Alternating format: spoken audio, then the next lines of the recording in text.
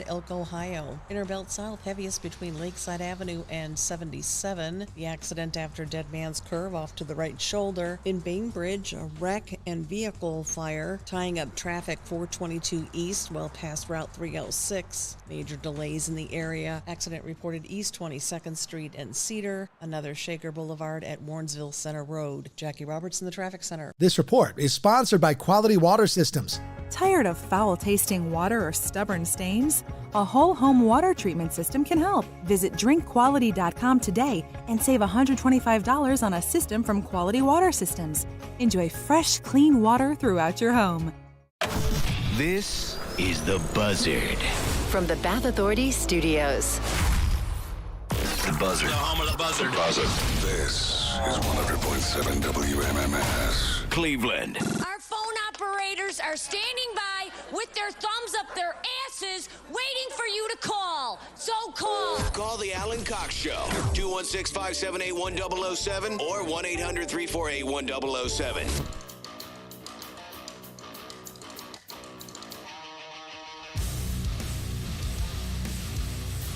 Nicki Minaj did a shoe release, did a meet and greet at that DTLR spot in Tower City. Gag is a slang term that means to stun or amaze or leave speechless, is what somebody said. Well, I like the fellatio one better. Yeah. I like thinking that Gag City is her just front and center. You know, she's... Well, think of how long ago WAP was, right? I mean, you got to... her? Huh? Oh, Cardi B. her. Oh, it was Yeah. Cardi B. I keep... I always confuse Idiot. Cardi B with Nicki Minaj. But I'm team Nicki Minaj. I do. Now, Megan Thee Stallion, I was telling everybody about Megan Thee Stallion before anybody knew what was going on. However, Nicki Minaj, better than Cardi B. Now, Nicki Minaj is married to a sex offender. Yes. But you got to take the rough with the smooth. So, okay, there you go. If that's true about the slang with the gagging. Hey, Guardians are playing tonight. Guardians are the, who are they playing? The Twins are going to be gagging on the Guardians bats tonight. Come on, man. That is a 6:40 first pitch. Right around the corner here at Progressive Field. Precious few days remain for you to take in a home Guardians game. I mean, they'll be playing some postseason ball too, but 6:40 tonight. Twins, Guardians, 2 of 4 before they head off to St. Louis for the weekend. Mary will be performing at the Comedy Zone in Charlotte. Mm-hmm. We have a lot of bureau chiefs in Charlotte. We have Jason, who was a very early bureau chief. We have Mike and Ken and Jake. Come on out, guys. Be fun. Somebody sent me the story about the guy who used to be a radio traffic reporter in Charlotte. They found him beaten to death in his car. Oh, my God. And they have since arrested. And this is always one of these situations that I think about, like, what will my post-broadcasting career be? Because this is a very strange line of work in that one day people know who you are and are able to hear you if they want to and might even care about the things that you have to say. That's what you hope. And then the next day, you're not on anymore and nobody cares and you've still got whatever the rest of your life is. And so this guy named Doug Maxwell, who was a relatively well-known guy, again, he wasn't doing his own show. He was a traffic reporter. But people knew who he was. He had done traffic for, this wasn't a guy who'd been doing it for 30 years. They said that he had been doing traffic for one of the big AM stations in Charlotte and one of their FM stations for about 7 years. He'd been out of the business for the past 7 years. And after his stint in radio, he was a salesman for an office furniture shop in Charlotte. That's how quickly things change. And they found him dead in his car, and it turned out that his roommate killed him. Oh, no. So this is a 62-year-old guy with a roommate. Living the dream. That's how great it is. He was a divorced father of 5. That's why he's got a roommate. Yeah. 62 years old. His 29-year-old roommate killed him. They lived in different rooms in the basement of a home. This guy was killing it. And they scooped the roommate up.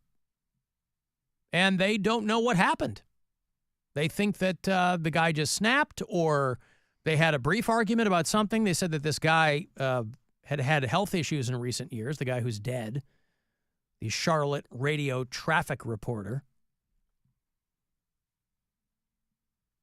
And, but people in local media who knew the guy were shocked. He was always a nice guy, always very, very friendly.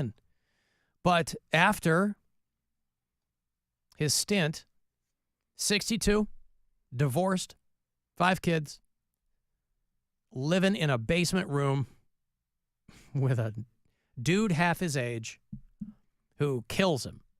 Died of blunt force trauma. They found him. Just a neighbor called and goes, "Hey, I think there's a dead guy in a car outside this house." And it was this guy. And they figured out that the roommate was who killed him. And so R.I.P. Doug Maxwell.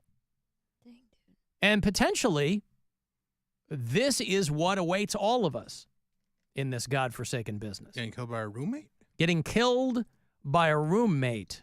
I'm currently the only You one heard with me. a roommate. I'm sorry? I'm currently the only one with a roommate. Ah, whoopsie. Yeah, but this guy's 62 years old. There's still plenty of time for me to end up destitute in a basement room with a roommate. Plenty of time. So something to think about. How would you want? No matter what line of work you're in, something to Can think you about. give us tell us the story? How'd you end up with a roommate? Who? Like, just predict. You. Like, What It all fell apart. Manifest. Manifest it. It all fell apart. How? Tell us. How? I don't tell us know. what happened. One day you're doing this, and this is all you're doing, and the next day you're not. I don't have transferable skills. You know, there's a flip side to being successful in this business. I'm so lucky and fortunate and happy to have had a long career in this business. The flip side of that is you've been doing it for so long, you can't do anything else. I just want to know, like, the That's how I ended up in a basement room with a roommate. basement. Wow. This guy's living in a basement. Yeah, all right. Doug I Maxwell. don't know if you might just, like, not have gone all the way to basement with roommate. Like, maybe you were, like, in, like, second floor roommate. 62-year-old Doug Maxwell I know what is he's living in a got. basement I'm with talking about your situation. 29-year-old Isidro Rivera Aguero Jr. This economy's tough. I have to think that Isidro Rivera Aguero Sr. must be very disappointed. Living in suburban Charlotte in a basement. I don't know how likely that is. I don't know how I end up in the basement room. I don't know. But if you had to figure it, like, if you had to guess, what happens? If I had to guess, From today until the day that your roommate murders you, Yeah. what happens? Predict it. Predict it. I don't know. I don't know. I don't know. I didn't work it out in my head. I'm just saying that everybody kind of goes through their life doing what they do, unless you're somebody who like works a lot of weirdo jobs or whatever. You're kind of used to that instability. And there's certainly nothing stable about this business. But I've been fortunate to work in a lot of places and do a successful show to the extent that they want to make it worth my while. But one day they come to you and they go, it's over. It's all over. And they don't need a reason. They just tell you, it's over. Like First Blood. It's over, Johnny. When Richard Crenna gets on that walkie and tells Stallone to come in from the cold because it's all over. I don't know how I end up in that basement. But it could happen. Just me and Isidro Rivera Aguero III. I Bill, assume how this are guy you- has a kid. How are you ending up in a basement? How does anybody end up in a basement, man? I'm asking Bill how he thinks he's You're gonna get murdered. destitute. Okay, so what happens to me is people start thinking that Mary doesn't actually like the stuff that I do. She,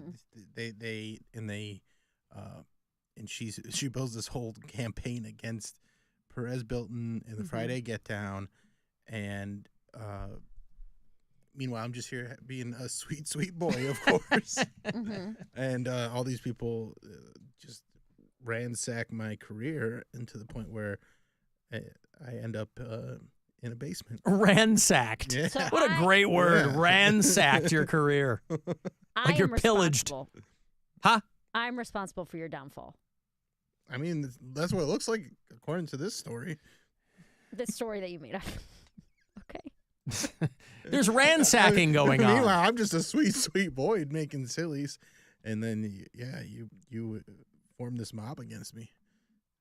Or she so utterly leapfrogs you that you're not even a thought anymore. No, And that drives you to no, that's some not the kind of scenario. Insanity, you come yeah. some kind of emotional madness. No. You can still be a sweet, sweet boy and be driven to emotional madness. Sweet, sweet boy, just doing sillies, and Mary's just can't handle it, so she turns a bunch of people against me. Wait, she actively has it in for you? I actually have, and I live in a different state, mind you. Mm-hmm. Boy, that's cold, Mary. I know. A different state, and you have it against I hope it her. never comes to this. Wow, me too. I don't want this to be the reality that we live in. Because once the Mary Santora Yeah, and just Bill such a show sweet, takes sweet boy. over, Yeah. it's all over for me. Alan, a wife is just a roommate with a ceremony anyway. I'm sorry to hear that. That doesn't sound like a fun way to live your life. That your wife is just a roommate with a ceremony attached to it. Not wrong though. A roommate? I mean, you do live with them, but I don't know that Doug Maxwell. Maybe Doug Maxwell was having sex with Isidro Rivera Aguero a Jr. much younger guy. Yeah. They're living together. But they weren't. But they were living in separate rooms in the same house. Well, yeah, you can still sleep with someone and sleep in a different bed, like have sex with them and sleep in a different bed. Old people do it all the time. So you think that there was something sexual in nature to this? Maybe. I see. I guess I didn't come to that conclusion. I thought they had an argument over like, how come you never wash the waffle iron? Standard roommate stuff. Yeah, waffle irons. That we would fight about that all the time. Though, well, you guys don't live together. If you Man, did, I you'd be have a fighting over the roommate. waffle iron. I have a roommate.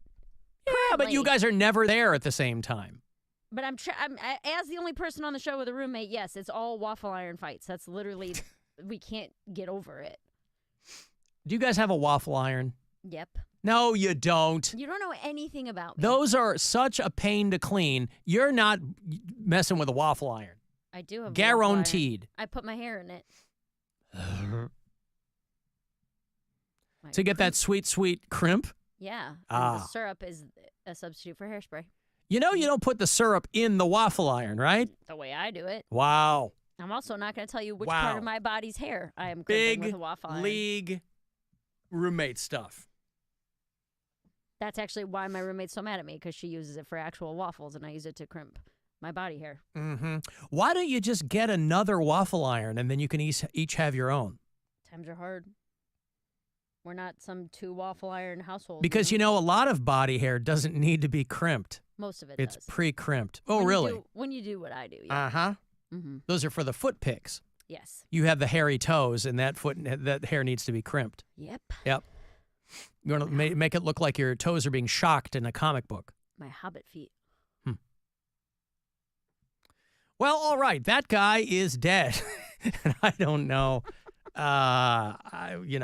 Maybe one of our Charlotte listeners was a big fan of his. Again, I don't even know how you get into traffic reporting. I don't even know how that happens. The best as I can tell, it's somebody who goes, yes, I will read the traffic. Like, I don't know what skills you have to have. I don't know anything about it. I know we have traffic people. I don't know anything about them other than they tell people where they're going to have to slow down or where there's a car on fire. I don't know how that happens. Tim is in Detroit. Hello, Tim. Hello. Hi. Hi. Just wanted to call and say hi and tell you guys, I've really enjoyed listening to you over the years on streaming, on iHeartRadio, and catch you in the car once in a while, at least when I was working before I retired. I used to pick you up when I was near the east end of town. But you guys are doing a great job. Kind of reminds me of my youth when I was back there in Cleveland growing up and listening to WMMS. And comment on the DJs and what happens to them after life. One of my favorite DJs from WMMS, last I heard, a guy named Jeff Kinsbach, was on the road with his wife, and they were traveling in a camper all around the United States, kind of like what my parents did. And, I'm sure everybody has a little niche they fall into. Donna Helper was still out on the West Coast. Don't know where Kid Leo is, but I just thought it's interesting that somebody, decided that after years and years in radio, they wanted to go camping across the U.S. And I really feel bad about that DJ that you guys are talking about in the Carolinas. Well, yeah, Kinsbach and his wife were doing a podcast. They were kind of doing like their RV life podcast. You can't do that forever because you get bored with it. And then so they stopped doing it. So I don't know what the guy's doing now. I still hear him on commercials and things like that. And I don't know him. I have met him on an occasion, and he seemed like a very, very nice guy. I don't know what you do after that, though. You know what I mean? It's like one of those things where you try to, and I don't know anything about their situation at all, so it's just speculation on my part, but I think of it in terms of like, you go, oh, we're going to get an RV and travel the country because we had to sell our house. I don't know if that's the case at all, but it's like all these different things that can happen, and who knows? How did you end up in Detroit, Tim? Well, I actually worked in the credit union industry, and I got a job offer in IT to run IT for an organization up here. And back in the 80s and 90s, it still is strong. There's some great CUs around Cleveland, but there's, it's a little bigger city, a little more opportunity up here at the time. I visit my daughter in Lakewood regularly, and I really love to see, how Cleveland's grown up. Still a big Browns fan. We got my late wife used to make wreaths, so we got a wreath on the front door here. Surrounded by Lions fans, and we still, post our Guardians when we can, and go Guard. I hope they do good. They're looking great. Mm-hmm. 7's the magic number. Sure is. It sure is. Okay, listen, Tim, thank you for listening, pal. Well, thank you for having me on.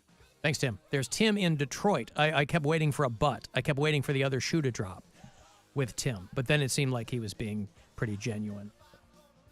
Yeah, okay. Thank you, Tim. Hey, Catherine. Hi. Hi. Hello. Hi, Hi, Catherine. What's going on?